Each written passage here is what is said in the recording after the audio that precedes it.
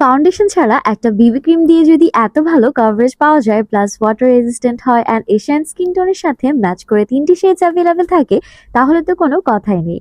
আজকে কথা বলছি এভারলি বিউটিসের সিল্ক ভেল ডেইলি বেস বিবি ক্রিম নিয়ে। At first look at the packaging, totally luxury একটা ভাইব দিচ্ছে। টুইস্ট করলেই প্রোডাক্ট ইজিলি বের হয়, প্লাস একটা ব্লেন্ডিং পাফও দেওয়া আছে। শুরুতেই শেডসগুলোর সোয়াচেস দেখাচ্ছি। ফার্স্ট শেডটি ন্যাচারাল, এটা নিউট্রাল আন্ডারটোনের সাথে বেশ ভালো যাবে। সেকেন্ড শেডটি ওয়ার্ম নুড, ওয়ার্ম আন্ডারটোনের জন্য একদম পারফেক্ট। থার্ড শেডটি হচ্ছে golden for medium undertone.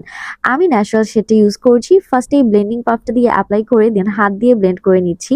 It blends like butter, আর এত light weight, feels like nothing. একদম মাখনের মতো খুব সুন্দর করে ব্লেন্ড হয়ে যাচ্ছে অ্যান্ড কভারেজটাও কিন্তু দারুণ।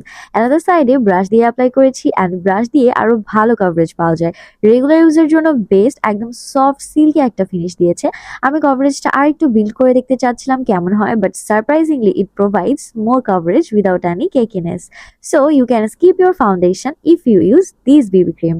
এটা একদম স্কিন লাইক একটা ফিনিশ দেয় আর একদমই হেভি ফিল হয় না। Also it has SPF 15, so sun থেকে এক্সট্রা প্রোটেকশনও পাওয়া যাবে।